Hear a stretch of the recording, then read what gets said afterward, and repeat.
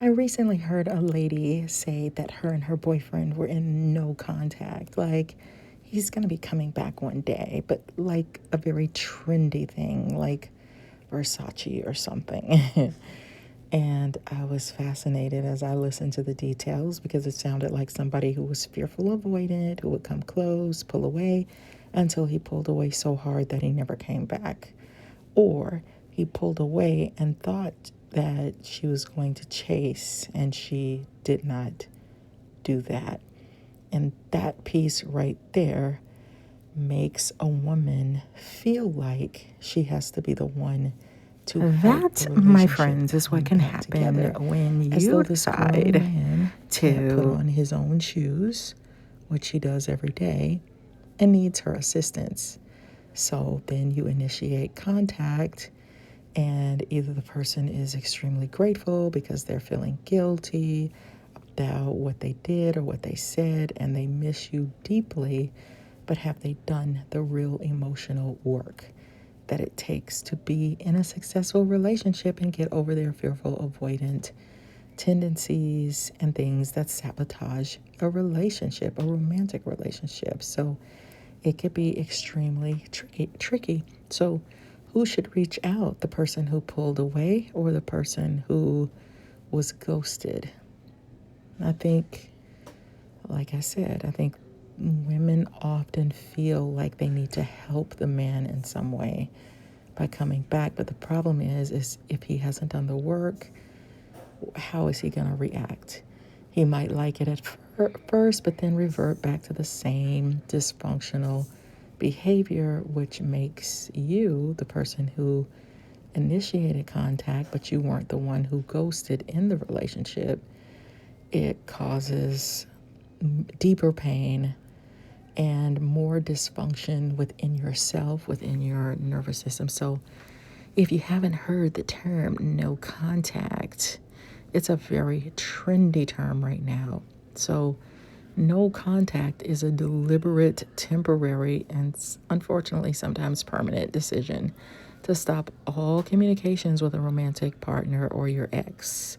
So this includes phone calls, texts, social media interactions, checking stories, and indirect messages through your friends. So the goal is not punishment or manipulation, but emotional regulation and healing and getting clarity on how you feel, especially after a breakup or during a high conflict pause. So it's trendy now because it aligns with modern conversations about boundaries, attachment styles. Everybody's talking about nervous system regulation.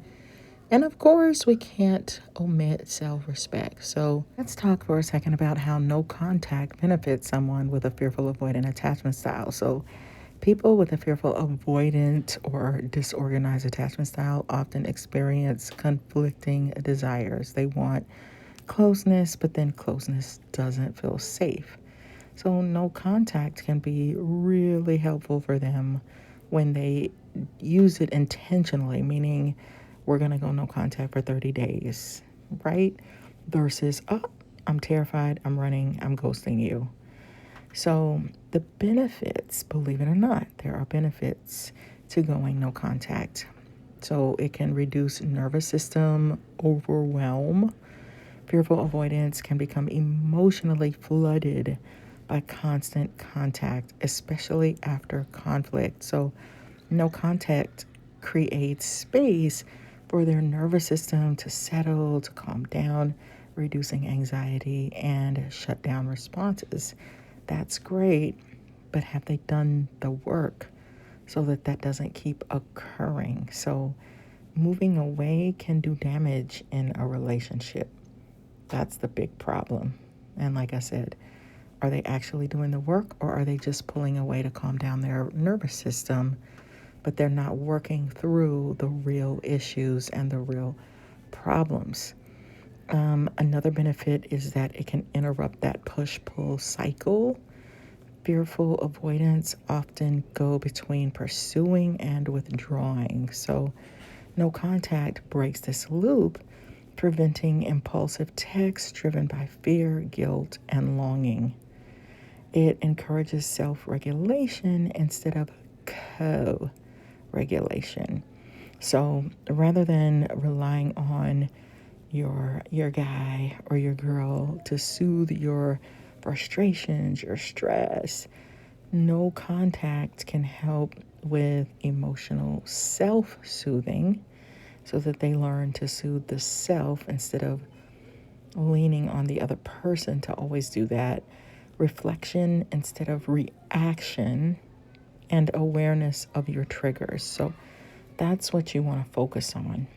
And then it creates clarity between fear and genuine desire. So distance can help fearful avoidance to figure out, I miss the person because I'm lonely, or am I triggered? Versus, I want this relationship because it's healthy and it feels good. So when you go no contact, it builds safer boundaries. So, it could be a way to teach people to respect you. And practicing no contact reinforces the idea that space doesn't equal abandonment, which is a core wound for fearful avoidance. So no contact can be beneficial, believe it or not, when it's clearly defined. Like you give a timeline and you give rules. So before somebody just totally ghosts you, you might want to try that and say, okay, I can feel you pulling away. Maybe we need to take a break from each other and let's talk about for how long. It could be used for healing and not control. Like, I'm just doing this to make you mad. I'm doing this because you won't do what I'm telling you to do, and I don't like how you're acting. If you think of it as, this is a time for me to look into my own issues. Why do I feel triggered by abandonment? And let me try to work on that. So, paired with self-work, like therapy, journaling, attachment education, it can make no contact a positive thing. Without intention, no contact can turn into emotional avoidance, which doesn't help fearful avoidance long term. So if the person is pulling away, they are avoiding emotions. They're triggered by their emotional response system. And so is that true healing or is that running? That's a problem. But if you're pulling away, you need to deal with that issue. If you're watching this video, you're probably feeling a lot of pain, a lot of longing. You're really missing your person. And that feels terrible, awful, confusing. You just want to be with them. You want your place of peace back. And you feel very anxious not being with that person because your souls were connecting and aligning.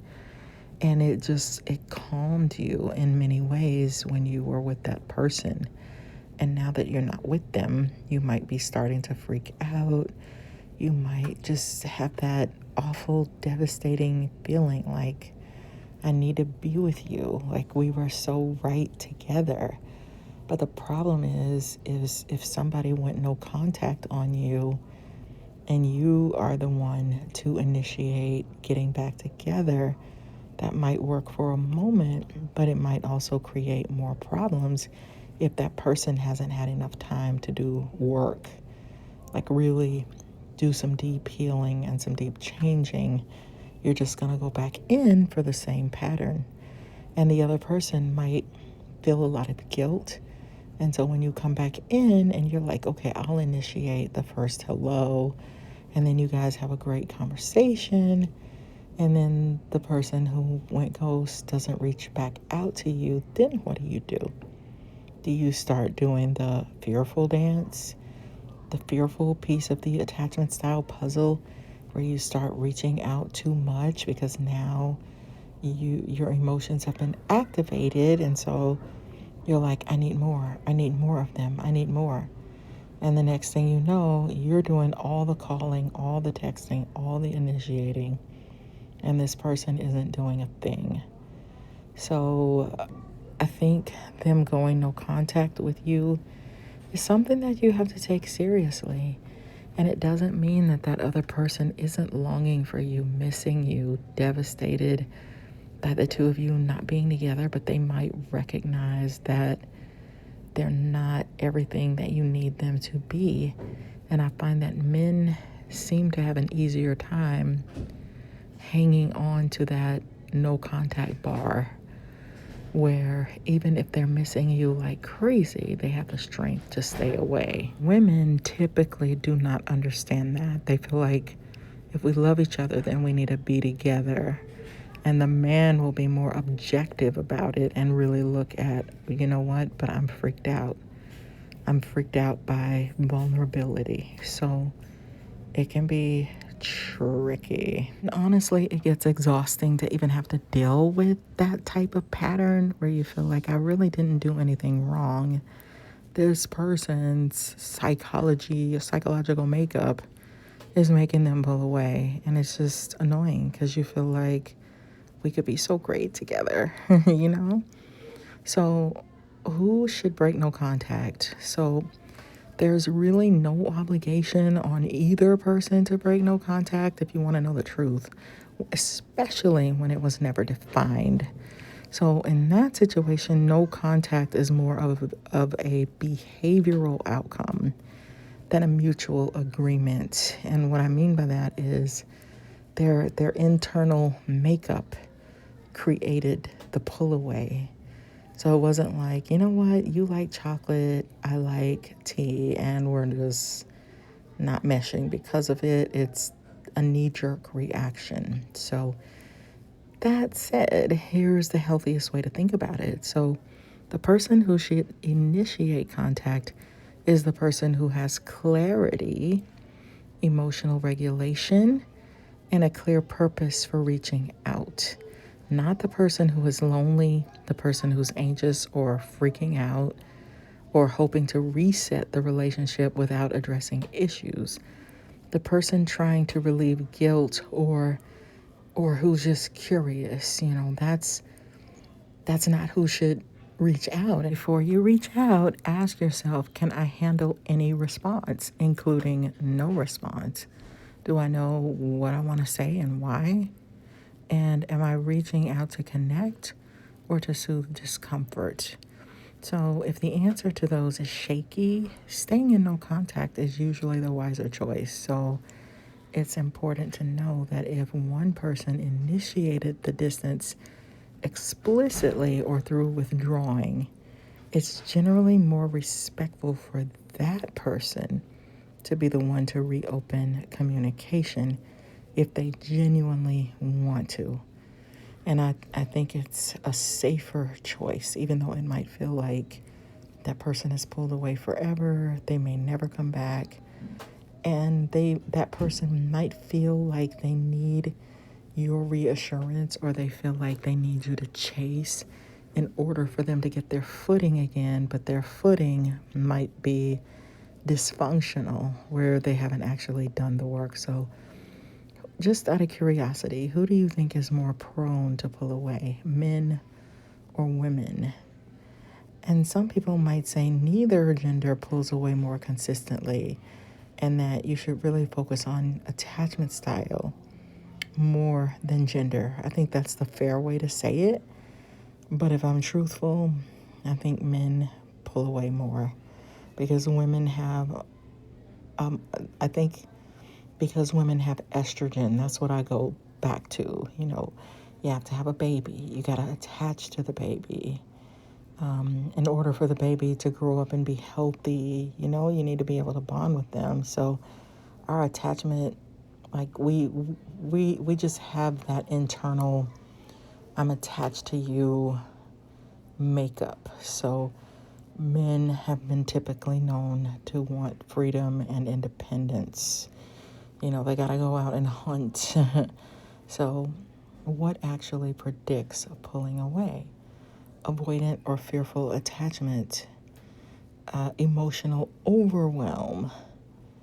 More women are comfortable with their emotions. Men, they might struggle with that. So fear of dependency or vulnerability, unresolved trauma, or past relationship wounds. So Men are often taught to suppress emotional expression, value independence over emotional processing, and deal with it alone. So, this can look like going silent, avoiding emotional conversations, and needing space without explanation. This can be learned behavior. I think it could be biology. So, why women are often seen as staying or reaching out. So, women are more often socialized to maintain emotional bonds, process their feelings verbally, and repair relational ruptures. So, this can look like initiating conversations, seeking closure, and wanting clarity sooner. Fearful avoidants are actually the most likely to disappear and want reconnection later, right? Because they have a combination of both. So, typical patterns, as intimacy increases, fear activates. So you would think that as intimacy increased, that you would feel more secure, but it can actually activate fear. So they pull away or go quiet. No contact feels safer at first. Distance triggers abandonment fear, and they want to reach out, but they hesitate. So this can create long silences where both people are waiting. And I know I've definitely been in that situation before. So a grounded rule of thumb is if you want clarity, it's okay to reach out once with calm, low pressure communication. So you don't want to come back and say, I'm going to confront you. Why haven't you called me? That tactic does not work. That repels people. So be careful of that. And if you want reconnection, no contact only ends well when both people have done some internal work. If you want healing, staying no contact until emotions settle is often the healthiest option. So, no contact isn't about who caves first. It's about who can show up securely. So, hey, beautiful people. Thanks for watching. I'd love to hear your thoughts in the comments and what topics you want me to explore next. Your feedback means so much to me. Let's keep this adventure going. Don't break up with me.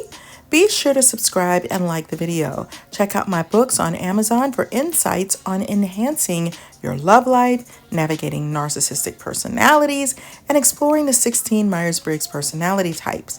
Links are in the description. You're amazing, and I can't wait to see you on the next video.